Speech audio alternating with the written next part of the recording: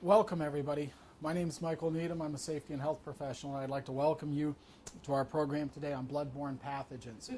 And after you watch this video presentation, the clinical educator will also show you some portions of our program that are directly related to our operational areas, and I'll speak to that as we go through the program. The clinical educator will also be providing you with a training acknowledgement form. Please make sure you sign that at the conclusion of this program. So with blood-borne pathogens, we look at this, and this is an Occupational Safety and Health Administration regulation. And whenever we hear that there's a regulation from the Occupational Safety and Health Administration, we know there's a history. By the way, that's true really of all safety regulations, whether it's building code or workplace rules. We seldom get these because somebody sat down and said it would be a good idea if we protected people. That's not how things work. Generally, we have a problem that we're trying to address through the creation of a regulation, and that's certainly true with Occupational Safety and Health Administration issues.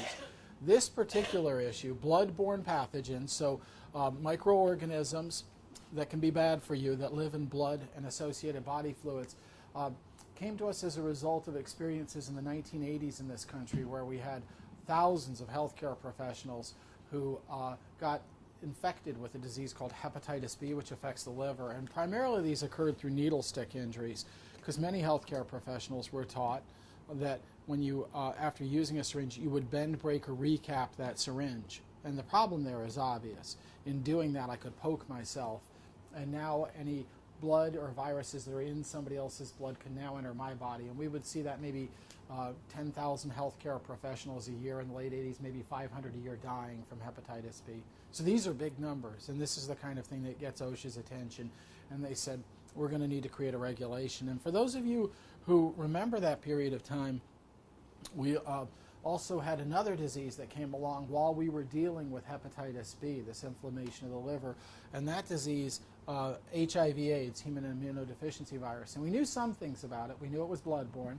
We knew it was spread in many of the same ways as hepatitis B, through unprotected sexual contact and things. What we didn't know is how infectious it was at that time. We know hepatitis B is extremely infectious, and we didn't know much about HIV, so there was also real concern. And so OSHA created a regulation that places some responsibilities on employers in medical facilities, some things we have to do, including this training. We also have to make sure that people have the proper personal protective equipment, that we have systems in place to dispose of medical waste. We have a system to provide people who could be exposed to other people's blood and body fluids with a means to give them the hepatitis B vaccine if they choose it. And also, if somebody is exposed to blood or body fluids, we need what's called a post-exposure evaluation process, and those are some of the things that we'll be talking about during this program today. So we said it, blood-borne, things that live in blood, and pathogens, agents that can be harmful to people. And we have a bunch of different types of pathogens, don't we? We have parasites, trichinosis, for example. We have funguses, mold, which mold generally isn't hazardous to people in most environments, certainly not the way the media portrays it. But for some employees, mold is a real problem. Farmers specifically, they get a disease called farmer's lung because they're tossing moldy hay with pitchforks and aerosolizing mold, which can cause fungal lung infections. And you can imagine if you've ever had athlete's foot, which is a fungal infection, having that in your lungs is very challenging for physicians to treat. So we have funguses that can be pathogenic. And then we have bacteria, and then ultimately these diseases, which are examples of blood-borne pathogens diseases, which are viruses. And so bacteria, fundamentally a little different than viruses, of course. They have RNA and DNA, really more of a complete life form, generally larger than viruses, generally treated with antibiotics. And most bacteria are not bad for people, are not pathogenic. There's certainly examples of pathogenic bacteria like tuberculosis, Mycobacterium tuberculosis, but many are not, whereas viruses tend to be pathogenic to people. And viruses and bacterial infections can be spread in different ways. We have airborne exposure to materials. We have contact or ingestion of certain viruses like hepatitis A, which we see in food service environments. Or we have blood-to-blood contact, where we think about these blood-borne pathogens diseases such as HIV, hepatitis B, and hepatitis C, which are the three that we really talk about. And of these, HIV, we've learned over time, is in very small concentration in the blood and dies very quickly outside of the body. So people's risk for contracting HIV in the medical environment, for example, through needle stick injuries, may not be the same risk associated with hepatitis B and C. So these three are really the ones that we talk a lot about in terms of potential exposure. Not all body fluids can spread blood-borne pathogens such as HIV, hepatitis B, and hepatitis C. It's a very specific set of body fluids, and we call these blood and other potentially infectious materials. So human blood and reproductive system fluids and this set of body fluids can spread hepatitis B, HIV, and hepatitis C. So sweat, tears, nasal secretions, saliva on its own, urine, feces, and vomit don't spread hepatitis B, C, or HIV unless they have visible amounts of blood in them, right? And that changes things. So vomit with visible amounts of blood would be considered a blood-borne pathogens risk. Any body fluid that's contaminated with blood, for example, saliva in dental procedures is always treated that way, or any other body fluid which is contaminated with blood is also a risk factor for exposure.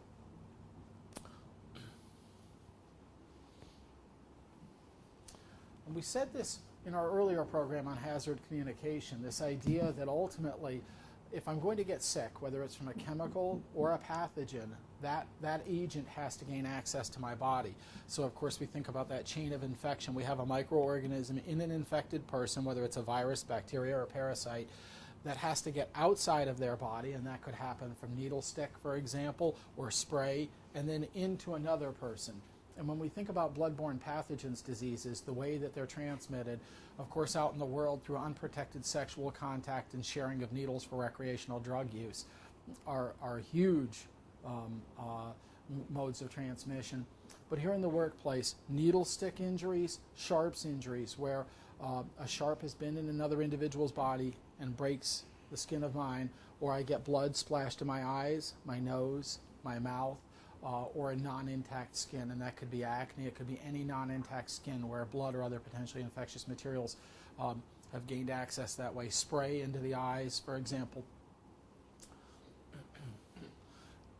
The three blood-borne pathogens that we generally talk about, HIV, AIDS, hepatitis B, and C. And with HIV, AIDS, again, I think that we've documented the Center for Disease Control, there's probably only been a couple of hundred cases in the United States since the late 1980s that they believe may have been transmitted through the workplace. And this makes sense to us. A disease that's in very small concentration in the blood dies very quickly outside of the body. So not quite the same risk factor as hepatitis B and C. But we do know around the world the risk associated with HIV/AIDS is tremendous.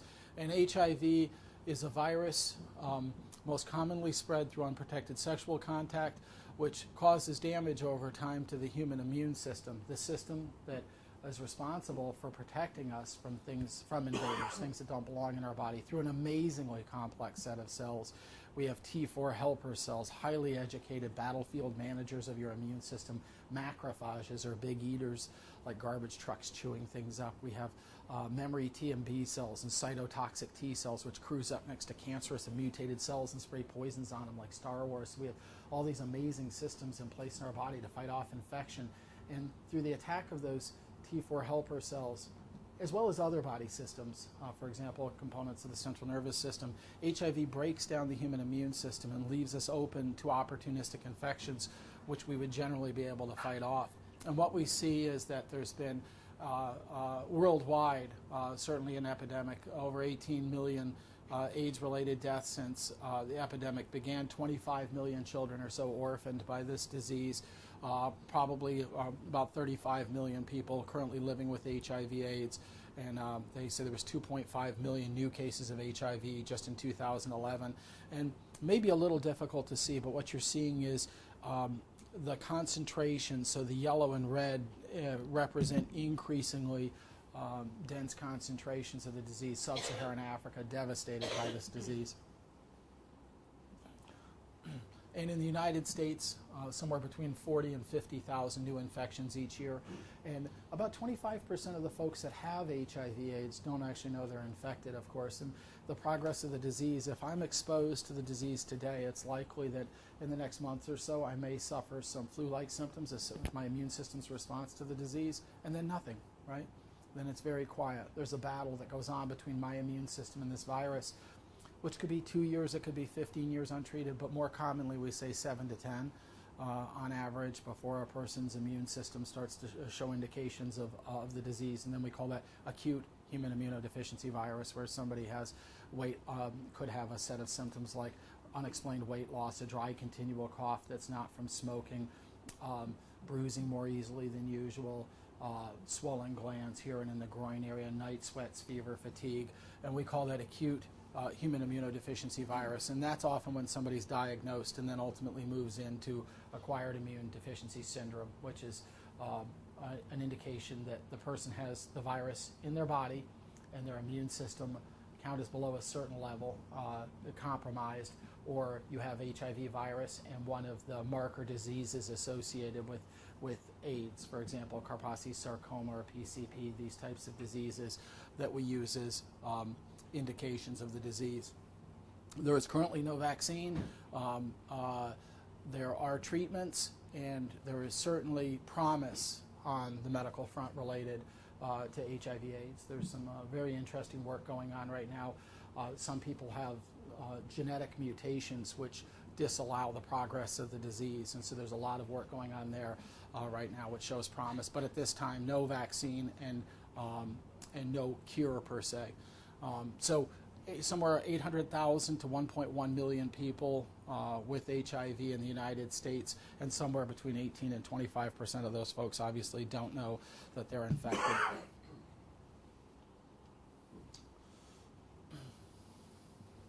So HIV breaks down the immune system, leading to AIDS and the opportunistic infections which ultimately kill us. HIV depletes the immune system, fortunately does not survive well outside the body and is in very small concentration in the blood. So when you look at studies involving needle stick injuries with people with HIV, the transmission rate is fairly small. It's very low. At one point, CDC statistics showed like 0.3% chance based on clinical studies involving needle sticks between somebody who had HIV and a healthcare professional. And again, no vaccine at this point. Transmission, unprotected sexual contact, sharing of needles, pregnancy and childbirth, and workplace exposures, as we indicated, needle stick, blood in the eyes, nose, mouth, or non-intact skin. HIV, of course, is not spread through casual contact, not spread through saliva alone. And we saw the slide where the Occupational Safety and Health Administration specifically regulates saliva and dental procedures as being other potentially infectious material, which makes sense. How often do you have dental procedures where there is no blood involvement? I've historically also treated human bites as a potential source of exposure. My experience is that when people, it's often in institutional settings, people go on biting rampages. There's often blood in their mouth, or can be blood in their mouth. I've also had situations where employees have bitten each other in some settings. I have yet to have a situation where a manager bit an employee, but I still have a few years left in my career. So my advice to you, if you are bitten by a coworker, a patient, or a manager, it should probably report it initially as an exposure incident. And we'll come back. We're going to talk about post-exposure again. Sweat, spit, tears, air, and fortunately mosquitoes do not spread HIV either. And we said this, flu-like symptoms within a month of experience, and often that 7 to 10 year time period, and then we often see these indications of acute human immunodeficiency virus, skin rashes, fatigue, diarrhea, thrush, swollen glands, prior to moving in to what we call AIDS, acquired immune deficiency syndrome, which is really just a definition.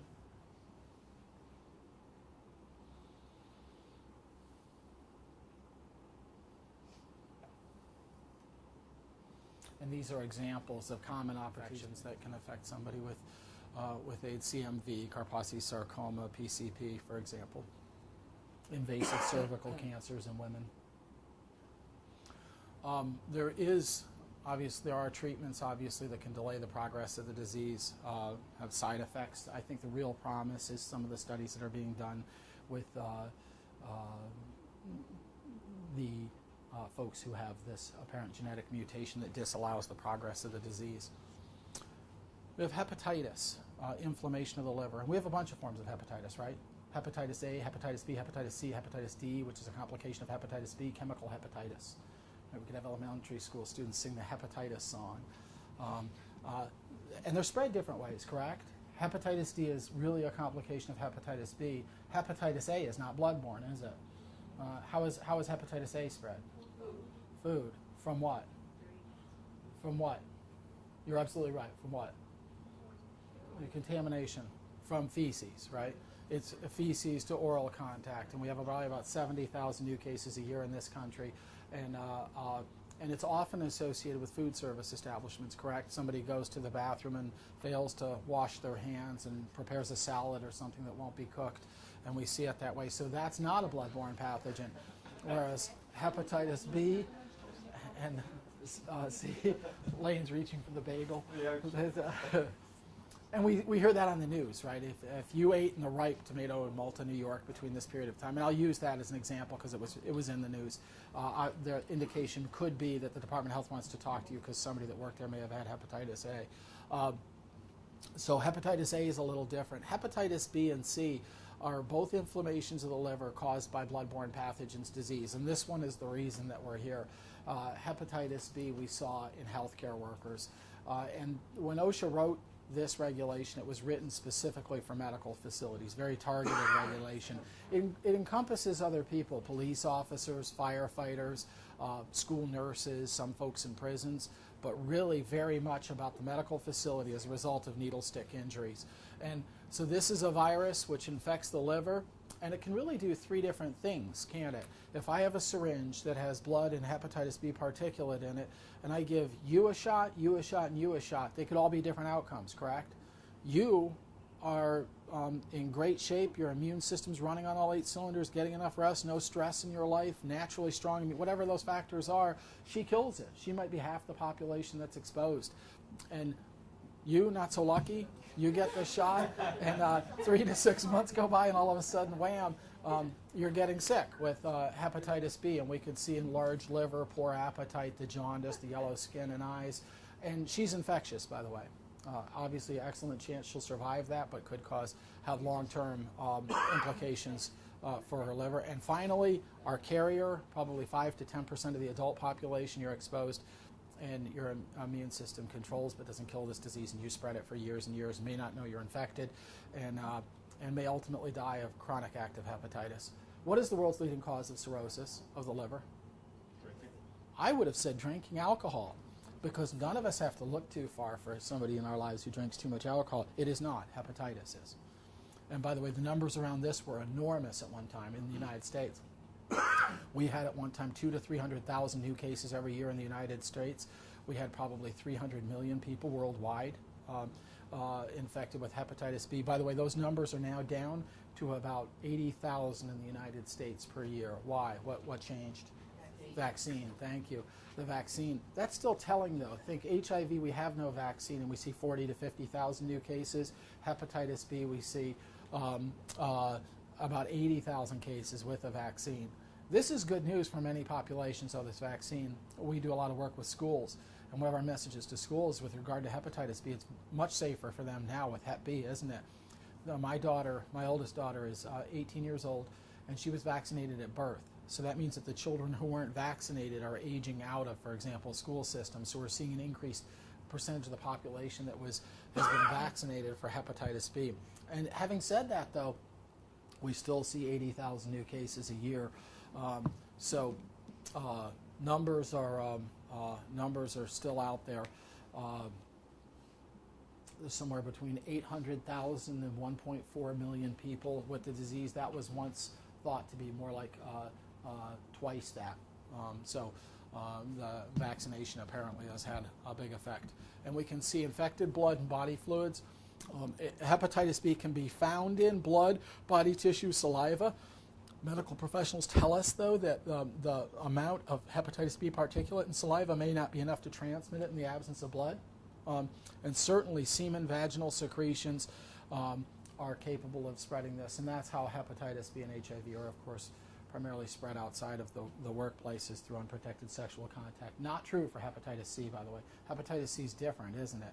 Sex plays a little bit less of a role with hepatitis C. There's other important risk factors. So getting blood inside your body through broken skin or puncture injury, such as a needle stick, are primary means of transmission. Symptoms, we said this, flu-like symptoms: aches, fatigue, nausea, vomiting, loss of appetite, enlarged liver, abdominal pain, diarrhea, and jaundice, the yellow skin, yellow eyes that we commonly associate with problems with the liver. We have a vaccine for hepatitis B, and Rubin will make this available to you at no charge. You have the option to receive or to decline the hepatitis B vaccine. And there's several different brands on the market. Recombavax and Generex B are historical examples of the vaccines. Generally, it's a 3-shot series given in adults in the arm over a 6-month period. Obviously very safe vaccine. It's yeast-based, unlike Heptavax. I don't know if anybody here received or remembers Heptavax. That was a wonderful vaccine. Wonderful. If you got that, you were almost guaranteed to be immune from hepatitis B at the conclusion. The downside, it was made from human blood, and sometimes, at one point, that blood was being gathered from folks who had HIV, and they had some customer service problems.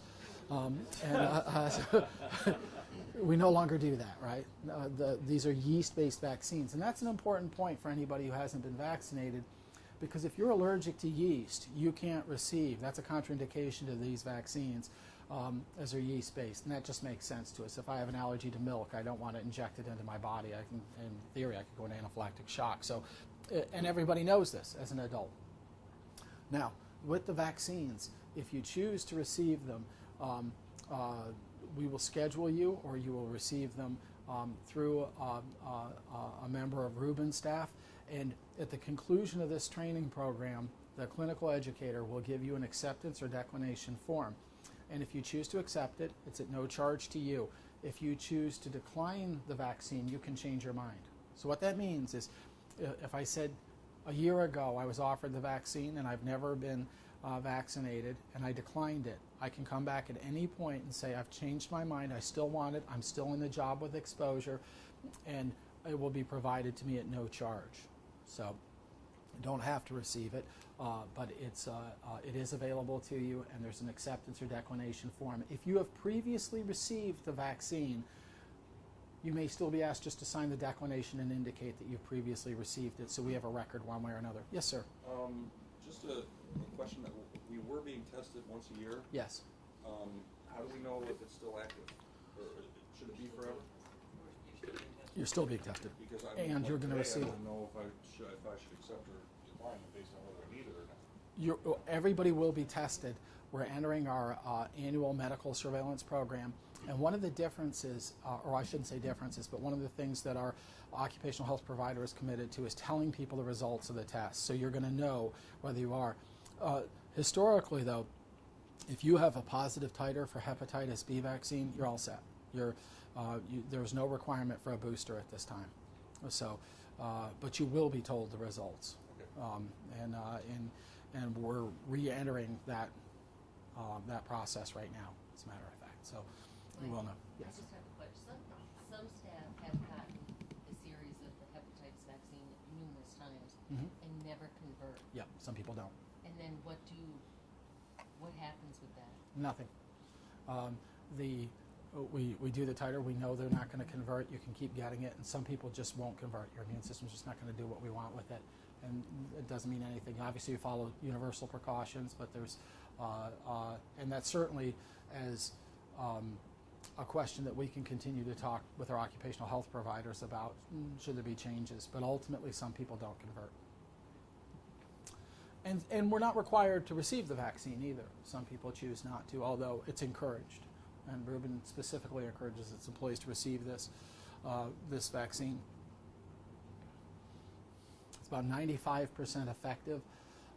And this is not correct. It says initial 30 and 120. Generally, it's initial 30 and 180 are the vaccination dates. And most people, after the second shot, we start to see a pretty significant portion of the population starts to convert at that time. But you need to receive all 3 shots. You really want to receive all 3 to get maximum benefit from the vaccine. Contraindications for the hepatitis B vaccine. We said yeast allergy. Certainly you could be receiving medical treatment of some type, for example, chemotherapy, where you should probably talk to a healthcare professional, talk to your family physician before receiving it, or pregnancy, for example, it may be appropriate to talk to a healthcare professional before receiving this vaccine or any other. So hepatitis B, pretty straightforward. Hepatitis C, a lot of concern about hepatitis C right now in the world. Hepatitis C was originally identified in 1989. Doctors saw this form of viral hepatitis. It is blood-borne, so it's the same as B, but it's not the same virus, slightly different twist on the virus. And this is not a good form of hepatitis ultimately to get. It causes chronic active hepatitis in a greater percentage of its victims than B does. And very, very common right now. 4 million people affected in the United States with somewhere 180 to 200,000 new infections each year, and we can see the 8,000 to 16,000 deaths in 2010. There's about 172 million people globally right now that have hepatitis C, and we don't have a vaccine for this one. We also don't have effective cure or treatment for it either. Little different risk factors here, though, and I think we're going to see a slide in a moment that shows the breakdown, but received blood transfusions before 1992 is a risk factor. Sharing needles for recreational drug use historically. Body piercings and tattoos. And these are historical tattoos and body piercings. Tattoo parlors are regulated, of course, by the Department of Health and have good, in general, good infection control programs these days. But that wasn't true in the past. My neighbor, he's an older man, has a tattoo on his arm. And I asked him where he got it, and he said, that years ago a carnival came to town, and there was a carny that had a little bucket and a razor, and I don't know who would do that in this day and age. But times were different then, so those historical tattoos are associated with risk of sexual transmission appears to be less, and obviously casual contact and things don't appear to be an issue. The virus is very robust, like hepatitis B. Hepatitis B virus is an enormous concentration in the blood and can live in dried state on a surface for 7 days. And this rings true for us. You could get hepatitis B or C from a surface. 25% of the people who had hepatitis B don't know where they got it from. And that's not true with HIV/AIDS. If you have people in your lives or patients that have HIV/AIDS, generally they can indicate to you where they got that disease from. Not necessarily true from hepatitis. This is a far, far more infectious disease. And it also points out the need to us to make sure that we disinfect surfaces properly. So the virus can remain undetected. And that's an important idea when we think about standard precautions. We treat all blood and body fluid as though they're infectious, and we need to. We could test somebody and not know if they have hepatitis C with accuracy. So very difficult disease that way. Hepatitis C can generally be identified 5 to 8 weeks after exposure in about 60% of infected persons, which means 40% it won't be. So it really drives home the idea of universal or standard precautions. 85% of these folks who get the disease will ultimately have chronic liver disease, and there is no vaccine for this.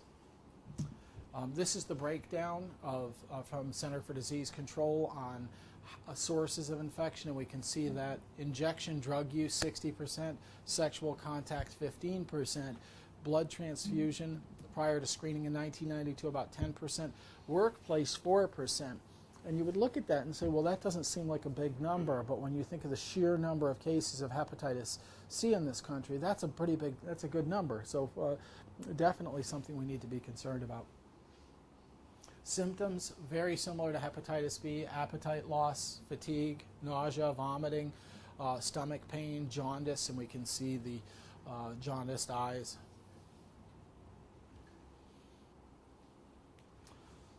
So those are the blood-borne pathogens diseases that we have the most concern about. And I said this in the beginning, there's certain things that Rubin has to do to protect its employees, and there's certain things that we do as individuals to protect ourselves. Let's kind of take a look at this.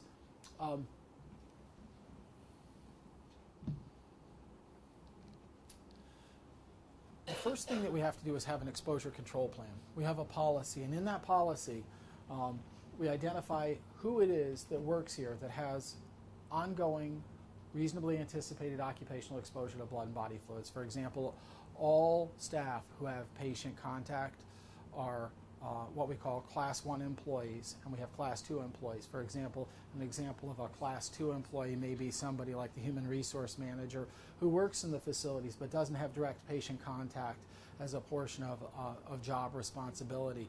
And the difference, by the way, for the purposes of our program is we were talking about the annual medical screenings are different for Class 1 employees who have ongoing patient contact or greater exposure than roles like the human resource manager. So we have two different levels of folks that we identify on our exposure control plan. The other things that we do here are we identify things like what personal protective equipment we will use, how we'll dispose of regulated waste, how we'll maintain the record keeping that's required by the standard, whether it's training or the hepatitis B acceptance and declinations that our clinical educator obtains, these types of things, how we're going to maintain our post-exposure evaluation process.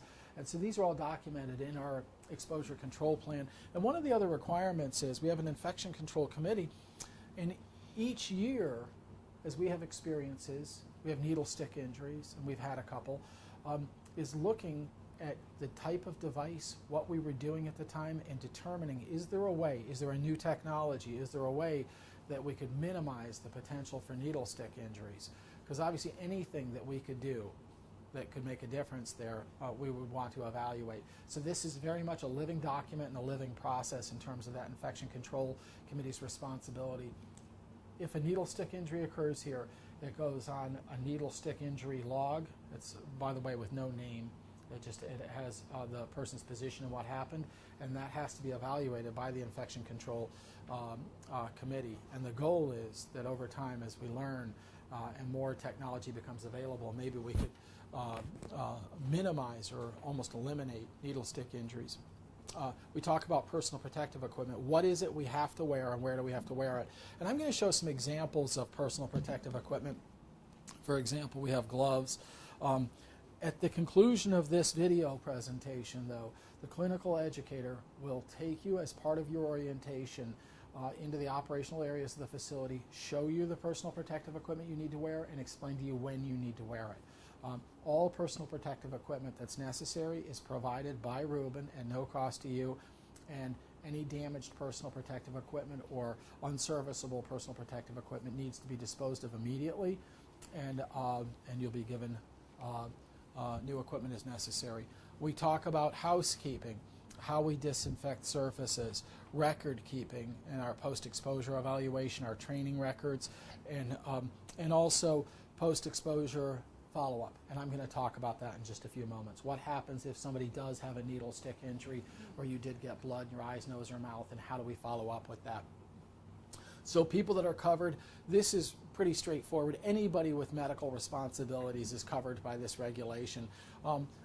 This becomes a little grayer in other environments like prisons and places like that, trying to decide who has exposure as part of their job, because it really is a function of what is it that you do that could expose you and how is that exposure created. But in a medical environment, very straightforward. Everybody with patient contact is covered. And people who are covered have to be trained annually, must be offered the hepatitis B vaccine series, although you do have the right to decline it, and have to be provided with post-exposure evaluation follow-up if you're exposed to somebody else's blood and body fluids. These are sort of the different portions of employee protection, and some of these you own as individuals and some the organization owns. For example, universal or standard precautions. This is the idea that everybody's blood and body fluids, of course, are infectious, and that we're always looking to create a barrier between ourselves and other people's body fluids. And this is something we do as individuals. Training of employees. This is a responsibility of the organization and the clinical educator. Work practice controls. What do I mean by? Give me an example of a work practice control that minimizes the potential for the spread of blood-borne pathogens diseases. What would be a work practice control? Yeah, wearing personal protective equipment. How about how do I bend, break, or recap a needle now? You don't. We don't do that. That's a work practice. Don't do that. We still see this as a problem, though. I was getting health insurance, and I had a nurse came to my home to draw blood, and she comes in with no sharps box and recaps a needle, and I said, "What are you doing?" And I said, "Where's your sharps box?" And she said, "My employer won't let me bring it into people's houses. They said it scares people." So this is still happening out there. That's scary in this day and age that you could even have that conversation. That's crazy. But that would be an example of work practice control. How about eating, drinking, applying cosmetics in areas that are likely to be contaminated with blood or body fluids? And this goes without saying. We're talking about with hepatitis, extremely infectious disease. So obviously we wouldn't want to engage in those activities. Engineering controls.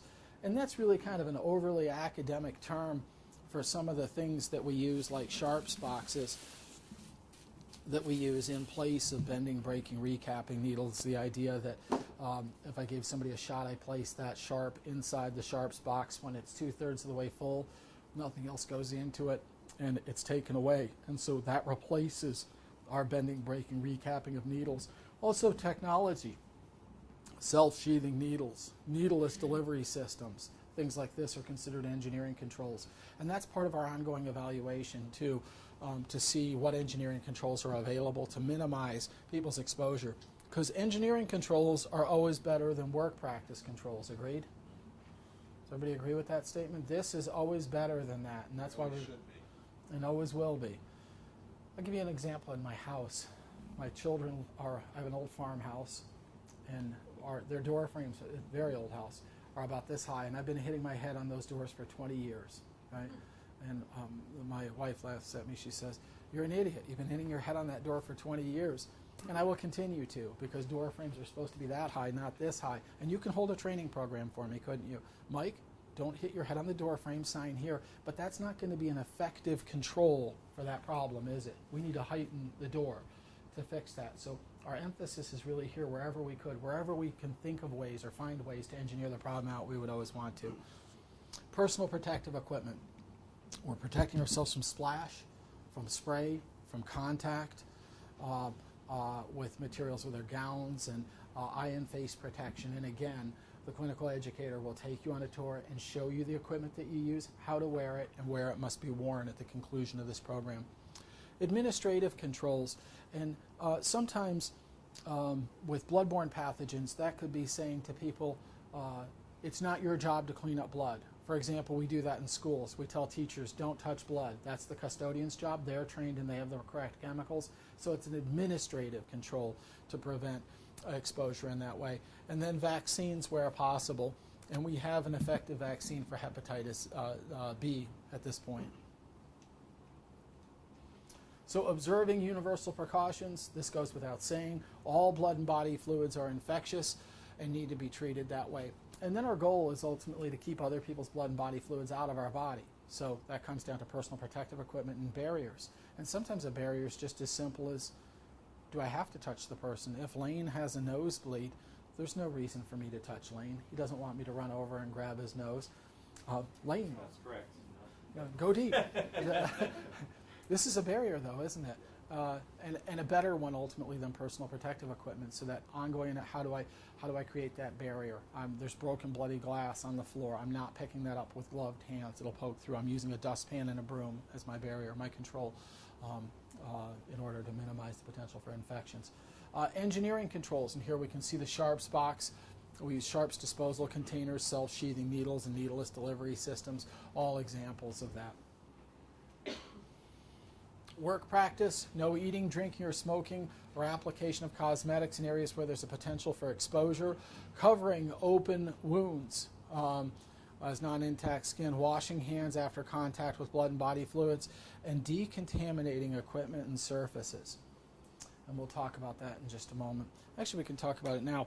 If I have a situation where I had, for example, a surface that's contaminated with blood or other potentially infectious materials, I'm going to need to disinfect that. And that serviceable personal protective equipment piece. So obviously I'm wearing gloves to do that. And generally what we think about in terms of cleaning of blood and body fluids is everything that we gather in that process we're going to contain and probably dispose of as medical waste.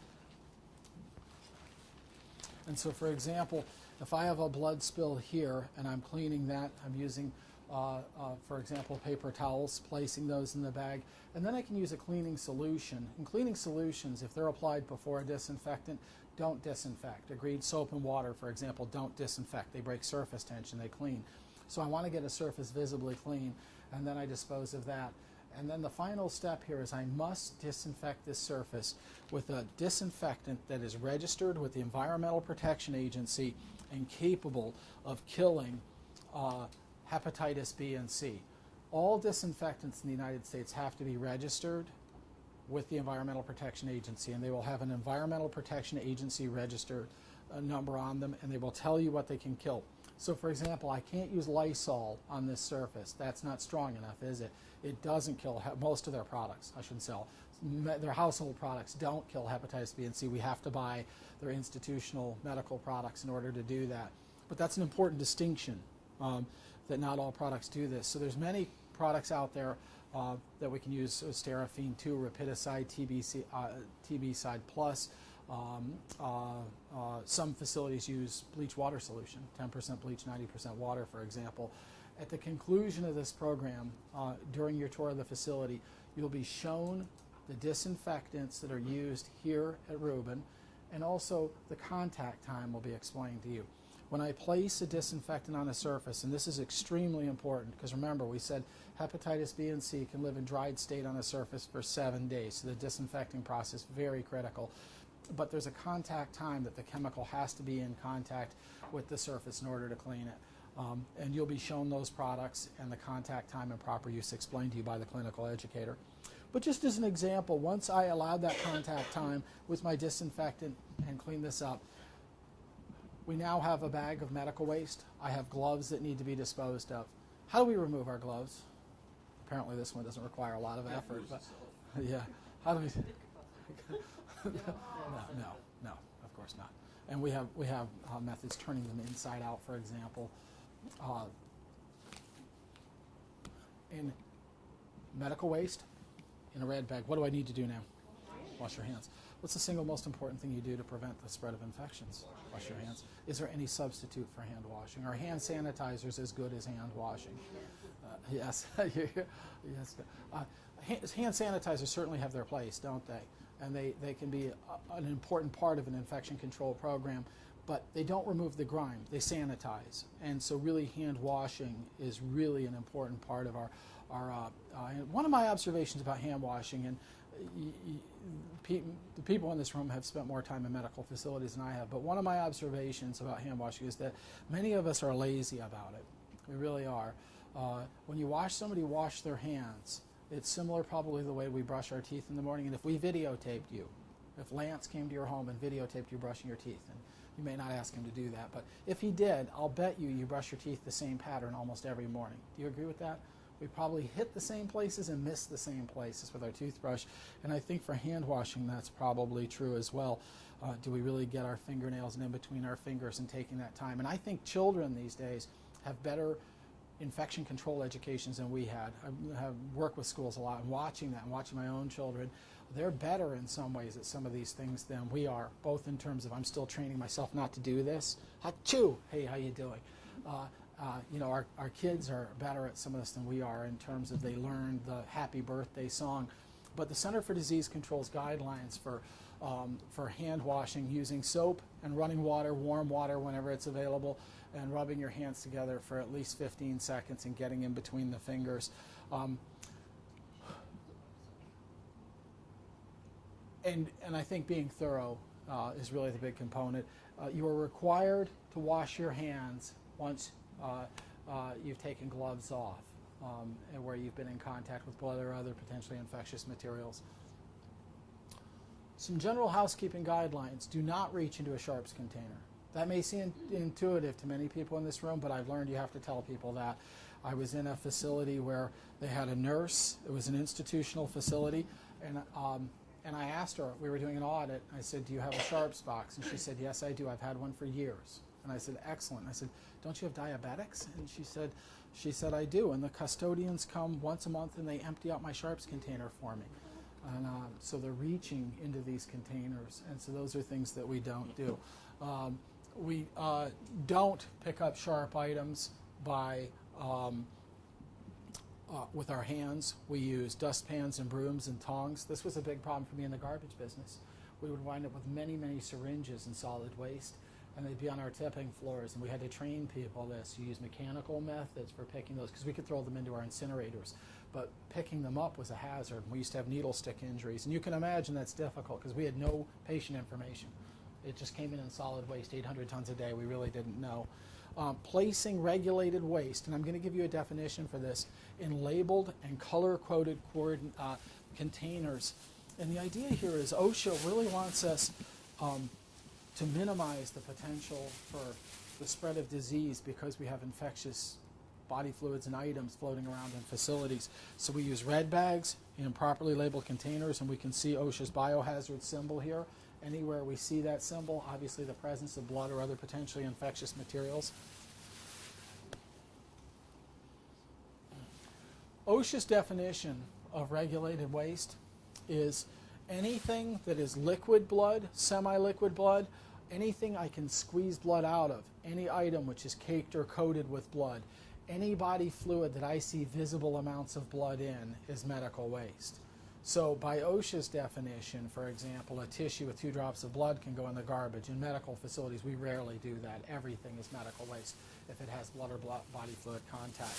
So anything that is medical waste must go in a medical waste bag. These are not disposed of through the regular solid waste stream. These are taken away by Stericycle or similar companies and disposed of as regulated medical waste instead.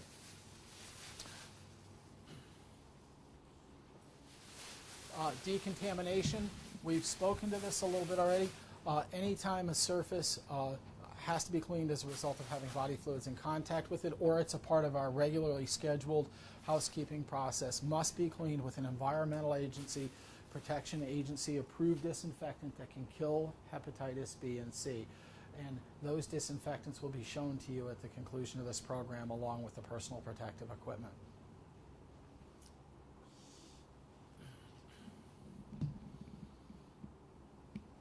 Examples of personal protective equipment: gloves, goggles, visors, aprons, gowns that we use. And again, the Rubin provides these. They're available on the treatment floors. If you can't find a piece of personal protective equipment, talk to the charge nurse or your supervisor, and they will be provided to you. Examples of removing gloves. Again, the idea that we're turning these inside out. And slowly, of course, one of the issues with, I find that nitrile doesn't snap quite as much as the old latex gloves do, and we really prefer nitrile in most facilities these days. It's very uncommon for me to see latex because of the potential allergies associated with it. And the difference there, of course, is latex is a natural rubber protein, so people can develop allergies. Nitrile is not. And so it's far less likely, but they don't snap as much. But when we're talking about viruses that are so small that you need an electron microscope to see them snapping, is probably not a great idea. Turning it inside out before disposing of it as medical waste.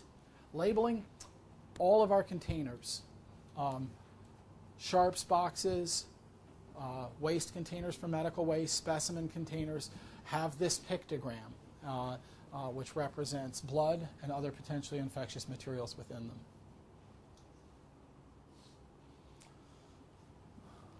Training is something that will be done annually through a combination of video and with the clinical educator, and we keep our training records on file.